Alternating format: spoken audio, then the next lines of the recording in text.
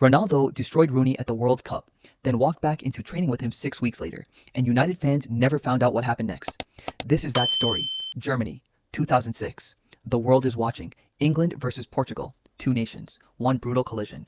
Wayne Rooney is 20 years old, carrying the weight of 60 million people. Cristiano Ronaldo is 21. Hungry, electric, dangerous. They are friends. They are teammates. They respect each other for exactly 62 minutes because then Rooney stamps, red card.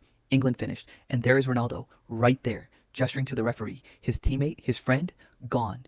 Then the cameras catch something. A wink, one single wink, beamed across every television screen on the planet simultaneously. And in that fraction of a second, everything changed, not just between two players, but inside an entire dressing room. Now, here's what nobody talks about enough. Ronaldo did not betray Rooney. He chose Portugal. That is exactly what he was supposed to do. But try explaining that logic to 60 million grieving England fans. And more importantly, try explaining it to Rooney himself. 6 weeks later, preseason, Carrington training ground, two men walk through the same door, into the same building, past the same staff, the same walls, the same smell of grass and liniment, and they have to look each other in the eye. No cameras, no microphones, no press conference, just two men, and everything that happened in Germany sitting silently between them. Sir Alex Ferguson later admitted he had to manage that situation with extreme care. Read that again slowly. Ferguson, the man who faced down the entire Premier League for 20 years, who stared down players, owners, and boards without blinking, had to handle this carefully. That single admission tells you more about the tension inside Old Trafford that summer than any newspaper headline ever could. And here's the question that keeps me up at night. Did they ever truly move past it?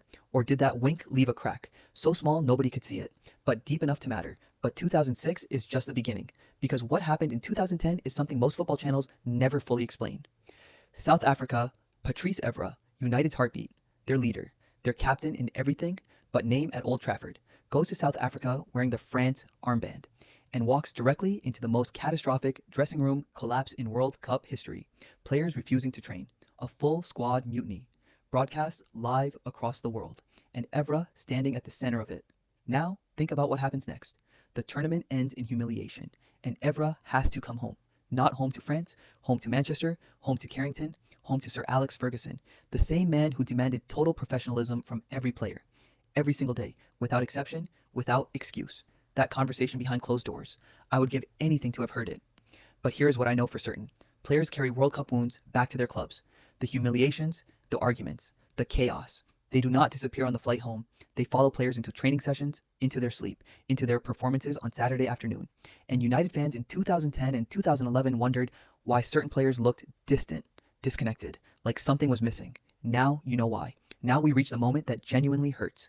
Brazil, Robin van Persie pulls on the Netherlands orange and becomes a completely different footballer. That header against Spain, if you have not seen it, pause this video, go and watch it right now, then come back. Because if you are a United fan, that header produces two feelings simultaneously. Pure breathless joy at witnessing something extraordinary and a slow, quiet burning anger. Because where was this Van Persie at Old Trafford? The freedom, the movement, the absolute peak version of that man. Netherlands unlocked something in him that United simply could not find. And that is not a criticism of United alone. That question applies to more players in this story than most fans are comfortable admitting. Which brings me to the name that divides every single United fan watching this video right now. Paul Pogba at United, inconsistent, infuriating, brilliant one week, a ghost the next. At the 2018 World Cup in Russia, Pogba was a completely different human being, dominant, physical, commanding, world-class in every single moment that mattered. France won that tournament. Pogba was central to everything, and every United fan on earth was doing the exact same thing in front of their television, sitting forward, pointing at the screen, saying those 4 words, why not at United? I want you to answer that question in the comments right now, not after the video, right now, because I genuinely believe that is the most important unanswered question in modern football, and nobody has properly answered it yet. Qatar. Cristiano Ronaldo arrives carrying more weight than any player at that tournament. His relationship with United has just collapsed. Publicly, painfully, irreversibly. He is no longer a Red Devil, but he is still the story. Reports of divisions in the Portugal camp, arguments with the coaching staff, the greatest goal scorer in the history of the sport, sitting on a bench, watching. And when Morocco ended Portugal's dream, when that final whistle blew, the cameras found Ronaldo immediately, and for one unguarded moment, the armor came off. You saw a man, not a machine, a human being, not a brand. And if something moved inside you watching that, even if you spent years criticizing him, even if you never forgave the wink, that reaction tells you everything you need to know about what the World Cup does to these men. It strips everything back. No club politics, no transfer sagas, no social social media wars, just a player, and a dream that just ended. So here's what all of these stories share. Manchester United is not a football club. It is a collection of human beings from completely different nations, cultures, and identities, all forced to share one dressing room, one badge, one purpose,